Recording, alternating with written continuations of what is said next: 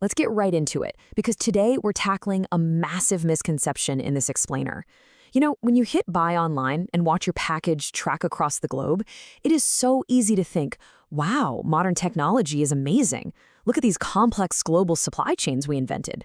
But what if I told you that the whole blueprint for international trade, this massive network connecting totally distinct civilizations across vast oceans, was actually drawn up thousands of years ago?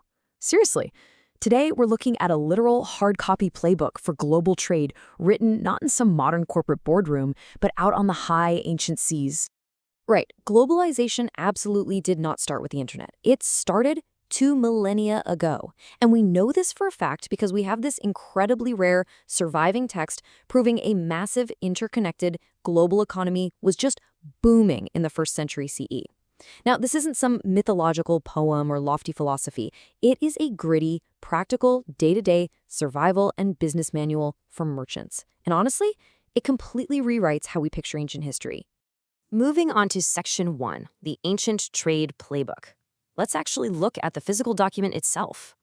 The text we're talking about is called the Periplus of the Erythraean Sea.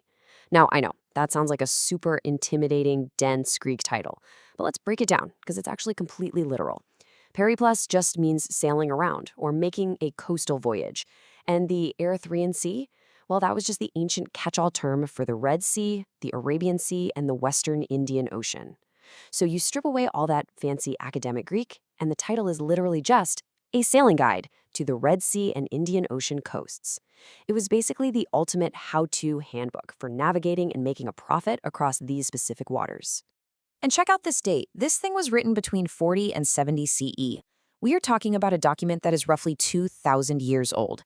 That sheer age makes it an incredibly rare, first-hand snapshot of commercial history. We're not reading some historian's best guess from centuries later. No, we are looking at the exact real-time commercial data of a 1st century Indian Ocean trade system. Which naturally begs the question, right? Who actually wrote this ancient maritime manual? You'd probably expect it to be some famous Roman scholar sitting in a library, or maybe a royal geographer. But the truth? The author is completely unknown. And honestly, I think that anonymity makes the whole thing even more fascinating. So, what do we know about our mystery author? Well, historians have pieced together a really cool profile. The most accepted theory is that this was a Greek-speaking Egyptian merchant, or maybe a sailor, who likely lived in Roman Egypt, probably around Alexandria. Like I said, this wasn't a stuffy, disconnected scholar. The writing style is super practical, very non-literary.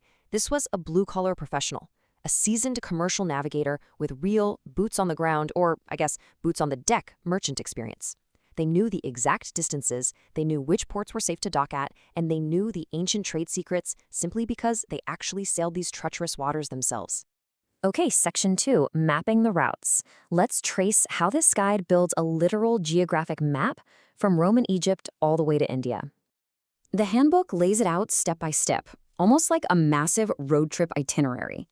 Step 1 starts over on the African coast, dropping down from Roman ports in Egypt, like Berenike, right down the Red Sea to the regions of Ethiopia and Somalia, what they called Abyssinia and Dizania. Step 2 then cuts straight across to the Arabian coast, hitting up the super lucrative incense trade regions of Yemen and ports like Aden. And finally, Step 3 brings our ancient sailor to the absolute crown jewel, the ultimate destination of the ancient world, India. It's this epic, totally practical journey mapped out for maximum commercial profit. But here's a detail that just really grounds you in the scary reality of the ancient world.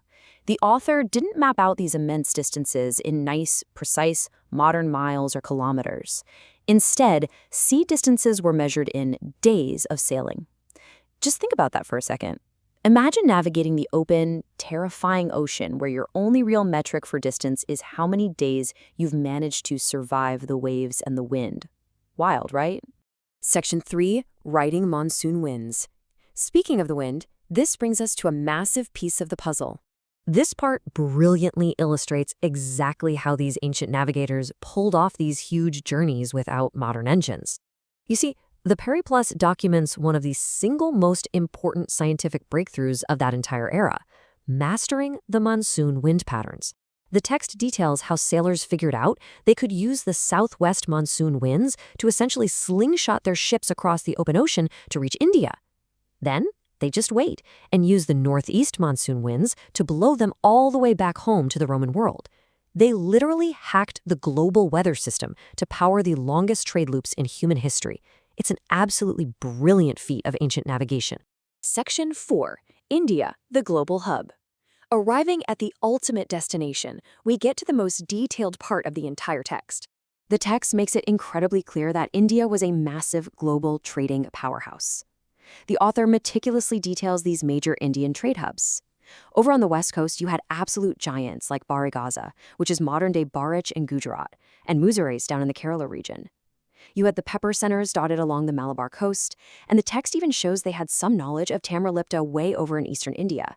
And the author makes sure to note that these weren't just, simple wooden docks. These were highly organized, complex Indian ports controlled by local rulers. They had intricate tax systems, highly skilled craft workers, and completely bustling, tightly organized markets.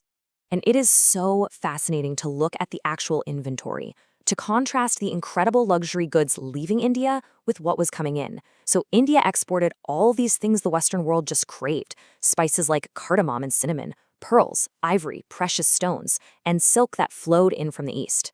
But the undisputed king of all exports was pepper. They literally called it black gold back then. In return, look at what India imported. They brought in wine, glassware, and coral from the Roman world, but far and away, above all else, they imported massive amounts of Roman gold and silver coins. This incredible dynamic is summed up perfectly by this idea: direct sea trade existed between Rome and India. Roman gold flowed heavily into India. The Roman economy was so deeply hooked on Indian luxury products that it created this staggering ancient balance of trade.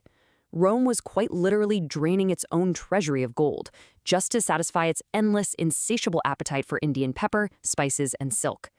Roman traders desperately needed these products, which made India one of the richest, most vital trade partners of the entire ancient Western world. Bringing us to our final section, the birth of the global economy. Let's zoom back out and look at the huge legacy of this text. So, what's the big takeaway? The Periplus is our ultimate historical proof. It confirms, with hard data, that direct Indo-Roman trade was a reality. It helps modern historians piece back together ancient coastal geography that would otherwise be totally lost to time. But above all, it proves that a truly, genuinely global trade system was operating 2,000 years ago. We're not just talking about two neighboring towns trading pots. This document tracks an active, highly complex commercial network where Romans, Arabs, Africans, and Indians were deeply and continuously doing business together. The Indian Ocean was literally an international highway of commerce. Which leaves us with a pretty wild thought. This text proves that the roots of our highly connected modern world run so incredibly deep. The very routes that brought that black gold pepper to Rome are the direct ancestors of the global supply chains we rely on every single day. So I want to leave you with this to ponder. If the spices sitting in your kitchen right now arrived via a supply chain conceptualized 2,000 years ago by ancient sailors hacking the monsoon winds, what exactly is global trade going to look like 2,000 years from now? Thanks so much for joining me for this explainer, and as always, keep questioning the world around you.